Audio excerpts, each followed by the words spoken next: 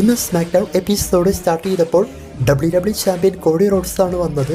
വളരെയധികം ദേഷ്യത്തിൽ നിന്ന് തന്നെ കെവിൻ ഓവൻസിനെ റിങ്ങിലേക്ക് വിളിക്കുന്നുണ്ട്. എന്നാൽ കെവിൻ ഓവൻസ് അവിടെ വന്നില്ല. അതിന് പകരം നിക്ക് ആൾഡിൻസ് ആണ് വന്നത്. നിക്ക് ആൾഡിൻസ് വന്നതിന് ശേഷം പറയുന്നുണ്ട്, നിന്റെ ഉദ്ദേശം എന്താണ് എന്ന് എനിക്ക് മനസ്സിലാകുന്നുണ്ട്, പക്ഷെ നീ ഒരു കാര്യം മനസ്സിലാക്കണം, കെവിൻ ഓവൻസിനെ ഇപ്പോൾ ഈ റിങ്ങിലോ അല്ലെങ്കിൽ സ്മാക്ക് ഡൗണിലോ കൊണ്ടുവരാൻ എനിക്ക് സാധിക്കില്ല. നീ തന്നെ കണ്ടതല്ലേ, അവൻ നമ്മൾ ബാൻ ചെയ്ത മൂവെല്ലാം യൂസ് ചെയ്താണ് റാൻഡി ഓർട്ടനെ അറ്റാക്ക് ചെയ്തിട്ടുള്ളത്. അതുകൊണ്ട് എനിക്ക് ഈ ഒരു സ്മാക്ക് ഡൗൺ മൊത്തത്തിൽ നോക്കേണ്ടതായിട്ടുണ്ട്, അല്ലെങ്കിൽ അതിന്റെ ഉത്തരവാദിത്തം എല്ലാം എൻ്റെ കയ്യിലാണ്. അതുകൊണ്ട് തന്നെ അവനിവിടെ അലോ ചെയ്യാനായിട്ട് എനിക്ക് സാധിക്കില്ല. അതിന് വേണ്ടിയിട്ടുള്ള കാര്യങ്ങളെല്ലാം ഞാൻ ചെയ്യും. പക്ഷെ ഇപ്പൊ നീ വിചാരിച്ചിട്ടുള്ള അവനുമായിട്ടുള്ള മാച്ച് അല്ലെങ്കിൽ അങ്ങനെയൊന്നും നടക്കാൻ പോകുന്നില്ല എന്നാണ്. പിന്നീട് കോഡി റോഡ്സ് വളരെയധികം വിഷമത്തിൽ സംസാരിച്ചു. അതായത് റാൻഡി ഓർട്ടൻ തനിക്ക് എത്രമാത്രം വലുതാണ് എന്ന ടൈപ്പില്, അതായത് റെസ്ൽമേനിയയിൽ ചാമ്പ്യൻഷിപ്പ് ഒക്കെ ജയിച്ചപ്പോൾ റാൻഡി ഓർട്ടൻ ഷോൾഡറിൽ എടുത്തു വെച്ച കാര്യവും, അതുപോലെ തന്നെ റാൻഡി ഓർട്ടൻ ആ ഒരു നിമിഷത്തിൽ വളരെയധികം അഭിമാനിക്കുന്നതായിട്ട് കോഡി റോഡ്സിനോട് പറഞ്ഞതായിട്ടും കോഡി റോഡ്സ് ആ സെഗ്മെന്റിൽ പറഞ്ഞു. അതുപോലെ റാൻഡിക്ക് ഇഞ്ചുറി സംഭവിച്ചപ്പോൾ താനാണ് ആംബുലൻസിൽ ഉണ്ടായിരുന്നത് എന്നും. പിന്നെ നിക്ക് ആൾഡിൻസിനോട് പറയുന്നുണ്ട്, നിങ്ങളും ഒരു നല്ല മനുഷ്യനാണ്, നിങ്ങൾക്കും എൻ്റെ വിഷമം മനസ്സിലാകും. അതുപോലെ തന്നെ നിക്ക് ആൾഡിൻസ് മുൻപ് റെസ്ലറൊക്കെ ആയിരുന്നു, അതുകൊണ്ട് തന്നെ എൻ്റെ വിഷമമെല്ലാം നിനക്കും മനസ്സിലാകും എന്നൊക്കെ നിക്ക് ആൾഡിൻസിനോട് പറയുന്നുണ്ട്. പക്ഷെ ഇതെല്ലാം പറഞ്ഞിട്ടും കാര്യമുണ്ടായില്ല. നിക്ക് ആൾഡിൻസ് കെവിൻ ഓവൻസിനെ സ്മാക്ക് ഡൗണിലേക്ക് കൊണ്ടുവന്നില്ല. അവസാനം കോഡി പറയുന്നുണ്ട്, എത്ര നേരം നീ കെവിൻ ഓവൻസിനെ സേവ് ചെയ്ത് വെക്കും, ഇവിടെ വെച്ചിട്ടല്ലെങ്കിൽ എൻ്റെ കയ്യിൽ എപ്പോഴെങ്കിലും കിട്ടും എന്ന ലെവലിലെല്ലാം. അതിനുശേഷം മൈക്ക് ഔട്ട് ഉപേക്ഷിച്ച് കോഡി റോഡ്സ് റിങ് വിട്ട് പോയി. അപ്പോൾ ഈ സെഗ്മെൻറ്റ് മൊത്തത്തിൽ അടിപൊളിയായിട്ടാണ് കൊണ്ടുപോയിട്ടുള്ളത്. നല്ല ഫീലിംഗ് ആയിട്ടും ഈ സെഗ്മെൻറ്റ് തോന്നി. കോഡി റോഡ്സിനെ കാണുമ്പോൾ തന്നെ അറിയാം എത്രമാത്രം വിഷമമുണ്ട് എന്ന്. ആ ഒരു ജാതി പെർഫോമൻസ് ഉള്ള സെഗ്മെൻ്റ് ആയിരുന്നു ഇത്. അപ്പോൾ ഇതെല്ലാം വെച്ച് നോക്കുമ്പോൾ ഇവരുടെ മാച്ച് സർവൈവർ സീരീസിൽ വരും എന്നാണ് തോന്നുന്നത്. എന്തായാലും നോക്കാം. പിന്നീട് ബാക്ക് സ്റ്റേജിൽ സാമി സെയിൻ, ജിം യൂസോ, ജെ യൂസോ ഇവർ സംസാരിച്ചു. അപ്പോൾ ഇവർ പറയുന്നത് റോമൻ റെയിൻസ് വന്നുകൊണ്ടിരിക്കുകയാണെന്നും അതുപോലെ തന്നെ സർവൈവർ സീരീസിൻ്റെ 5th മെമ്പറെ കണ്ടുപിടിക്കുന്ന കാര്യത്തെ പറ്റിയൊക്കെയാണ്. അപ്പോൾ സാമി സെയിൻ പറയുന്നത്, എനിക്കിവിടെ ഒരാളെ അറിയാം, ഞാൻ ചോദിച്ചു നോക്കിയിട്ട് പറയാം എന്നൊക്കെയാണ്. പിന്നീട് വുമൺസിൻ്റെ ട്രിപ്പിൾ ത്രെഡ് മാച്ച് നടന്നു. ഈ മാച്ച് യുണൈറ്റഡ് സ്റ്റേറ്റ് ചാമ്പ്യൻഷിപ്പിന്റെ ടൂർണമെന്റ് മാച്ചായിട്ടാണ് നടന്നത്. ബെയ്ലി, ബി ഫാബ്, കാൻഡിസ് ലോറെ ഇവർക്കാണ് ഈ മാച്ച് നടന്നത്. 3 പേരും അത്യാവശ്യം നന്നായി തന്നെ മാച്ച് മുന്നോട്ട് കൊണ്ടുപോയിട്ടുണ്ട്. മാച്ചിന്റെ അവസാനത്തിലേക്ക് വന്നു കഴിഞ്ഞാൽ ബി ഫാബ് മാച്ച് ജയിക്കാൻ പോകുന്ന സമയത്ത് കാൻഡിസ് ലോറെ ബി ഫാബിനെ റിങ്ങിന് പുറത്തേക്ക് ആക്കി മാച്ച് വിൻ ചെയ്യാൻ പോകുന്നത് പോലെയെല്ലാം കാണിച്ചിരുന്നു. പക്ഷേ അവിടെ സാധിച്ചില്ല. കാൻഡിസ് ലോറയാണ് റിങ്ങിന് പുറത്തേക്ക് പോയത്. ശേഷം ഈ ഒരു അവസരം ഉപയോഗിച്ച് ബെയ്ലി ബി ഫാബിനെ റോൾ പിൻ ചെയ്ത് ഈ മാച്ചിൽ ബെയ്ലിയാണ് വിൻ ചെയ്ത് US ചാമ്പ്യൻഷിപ്പിന്റെ ടൂർണമെന്റ് മാച്ചിൽ ആഡായത്. പിന്നീട് സാമി സെയിൻ LA നൈറ്റുമായി ബാക്ക് സ്റ്റേജിൽ സംസാരിച്ചു. പക്ഷെ എന്താണ് പറഞ്ഞത് എന്ന് വ്യക്തമായില്ല. എന്നാൽ LA നൈറ്റ് തൻ്റെ യുണൈറ്റഡ് സ്റ്റേറ്റ് ചാമ്പ്യൻഷിപ്പ് ഓപ്പൺ ചാലഞ്ചിന് വേണ്ടിയിട്ട് പോകുന്നതായിട്ടാണ് ആ സെഗ്മെൻറ്റിൽ കാണിച്ചത്. അതിനുശേഷം യുണൈറ്റഡ് സ്റ്റേറ്റ് ചാമ്പ്യൻ LA നൈറ്റിൻ്റെ സെഗ്മെൻറ്റ്. അപ്പോൾ ഈ സെഗ്മെൻറ്റിൽ LA നൈറ്റ് ഓപ്പൺ ചാലഞ്ചാണ് വെച്ചത് US ചാമ്പ്യൻഷിപ്പിന് വേണ്ടിയിട്ട്. അതിൽ LA നൈറ്റ് പറയുന്നത് താനാണിപ്പോൾ US ചാമ്പ്യൻഷിപ്പിന് ഏറ്റവും അർഹനായിട്ടുള്ള റെസ്ലർ. ഇപ്പോൾ ഓപ്പൺ ചാലഞ്ച് വെച്ചിട്ടുള്ളത് എന്തിനാണ് എന്ന് വെച്ചാൽ ഈ ഒരു ചാമ്പ്യൻഷിപ്പിന് വേണ്ടിയിട്ട് നിറയെ കൂട്ടം ബാക്ക് സ്റ്റേജിൽ കാത്തിരിക്കുന്നുണ്ടാവും. അവർക്കൊരു അവസരത്തിനാണ്. പക്ഷെ അവർ ചാമ്പ്യൻഷിപ്പ് വെച്ചാലും എൻ്റെ കൂടെ തോറ്റു പോകും. അങ്ങനെ സംസാരിച്ച് നിൽക്കുമ്പോൾ അവിടെ സാന്റോസ് എസ്കോബാർ വന്നുകൊണ്ട് ഓപ്പൺ ചാലഞ്ച് അക്സെപ്റ്റ് ചെയ്യാൻ വേണ്ടിയിട്ട് നോക്കും. എന്നാൽ LA നൈറ്റ് അത് സമ്മതിച്ചില്ല. അതായത് സാന്റോസ് എസ്കോബാർ പറയുന്നത് വുമൺസിൻ്റെ യുണൈറ്റഡ് സ്റ്റേറ്റ് ചാമ്പ്യൻഷിപ്പ് അവരുടെ ടീമിലുള്ള റെസ്ലർക്കും LA നൈറ്റിൻ്റെ കയ്യിലുള്ള US ചാമ്പ്യൻഷിപ്പ് സാന്റോസ് എസ്കോബാറിനും കിട്ടുമെന്നാണ്. അതായത് 2 US ചാമ്പ്യൻഷിപ്പും സാന്റോസ് എസ്കോബാറിൻ്റെ ടീമിന്. പക്ഷെ LA നൈറ്റ് പറഞ്ഞത് നിനക്കൊന്നും ചാമ്പ്യൻഷിപ്പ് തരാൻ സാധിക്കില്ല, നിന്റെ അടുത്തൊരുത്തം നിൽക്കുന്നില്ലേ, അവന് വേണമെങ്കിൽ കൊടുക്കാമെന്നൊക്കെയാണ്. എന്നിട്ട് ഹുംബർട്ടോയെ ചാലഞ്ച് ചെയ്തു. പിന്നീട് ഹുംബർട്ടോ LA നൈറ്റിനെ അറ്റാക്ക് ചെയ്ത് ഇവർക്ക് തമ്മിലുള്ള മാച്ച് നടന്നു. ഈ മാച്ച് അത്യാവശ്യം കുഴപ്പമില്ലാത്ത മാച്ചായിട്ടാണ് തോന്നിയത്. പിന്നെ ഈ മാച്ചിലും ഹുംബർട്ടോയ്ക്ക് അത്യാവശ്യം സ്പേസ് കിട്ടിയിട്ടുണ്ട് ഫൈറ്റ് ചെയ്യാനായിട്ട്. മാച്ചിൻ്റെ അവസാനത്തിൽ LA നൈറ്റ് BFT ഫിനിഷർ ചെയ്തുകൊണ്ട് ഈ മാച്ചിൽ LA നൈറ്റാണ് വിൻ ചെയ്തത്. വിൻ ചെയ്തതിന് ശേഷമാണ് ആ ഷോക്കിംഗ് കാര്യം സംഭവിച്ചത്. അതായത് നമ്മൾ ആരും പ്രതീക്ഷിക്കാത്ത വിധം ഷിൻസ്കെ നാക്കമോറ അവിടെ വന്നുകൊണ്ട് LA നൈറ്റിനെ അറ്റാക്ക് ചെയ്ത് ഇവർക്ക് തമ്മിലുള്ള ഒരു സ്റ്റോറി സ്റ്റാർട്ട് ചെയ്ത് വെച്ചിട്ടുണ്ട്.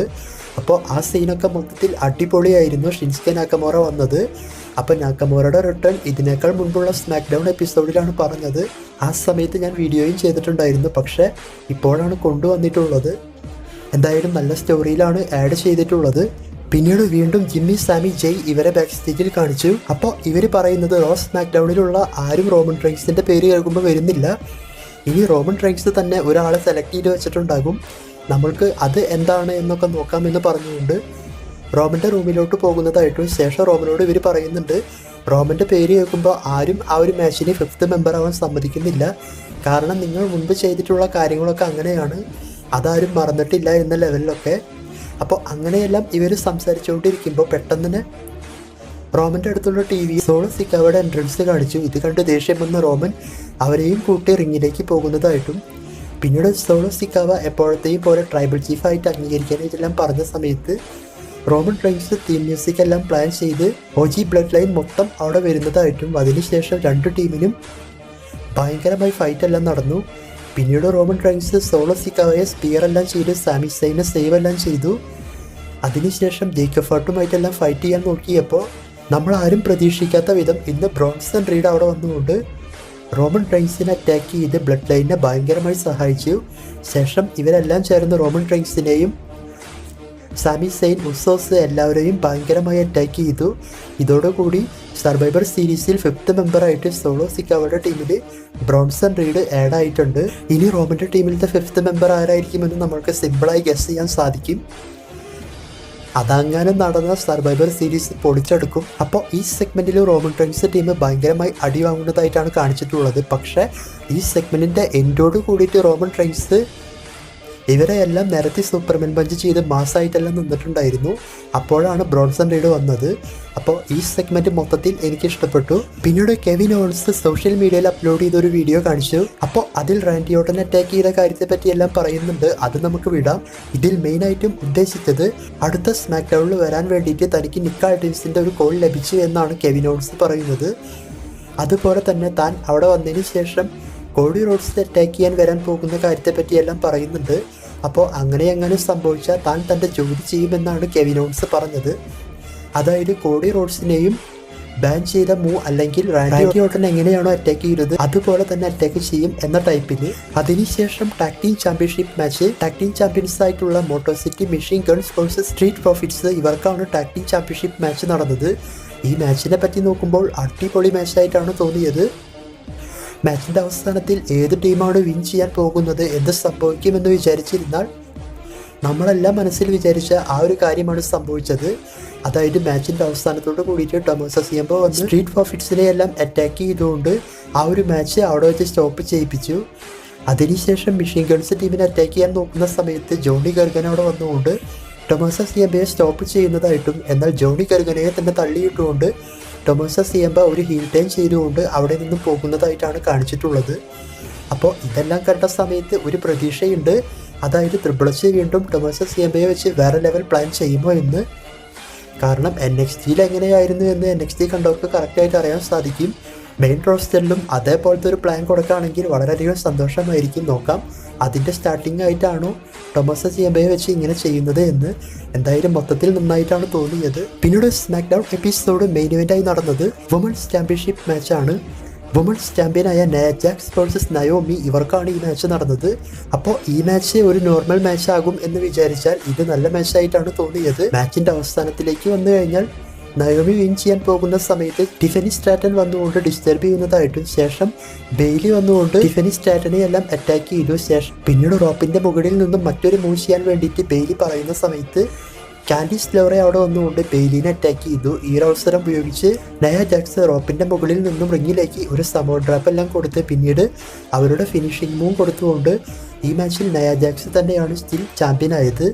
അപ്പോൾ ഈ മാച്ച് ഇങ്ങനെ നടന്നുകൊണ്ടിരിക്കുമ്പോൾ ബാക്ക് സ്റ്റേജിൽ വുമൻസ് വേൾഡ് ചാമ്പ്യൻ ലിവ് മോർഗനും റക്കീലും വന്നുകൊണ്ട് ടാഗ് ടീം ചാമ്പ്യൻസായ Bianca Belair and Jade Cargill ഇവരെ അറ്റാക്ക് ചെയ്യുന്നതായിട്ടും കാണിച്ചിട്ടുണ്ട്.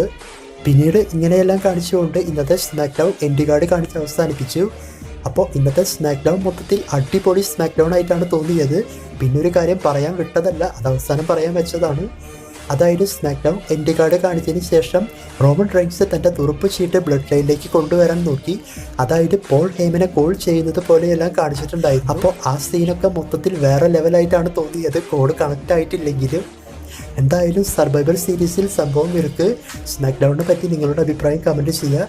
എനിക്ക് ഈ സ്മാക്ക് ഡൗൺ നല്ല ഷോ ആയിട്ടാണ് തോന്നിയത്.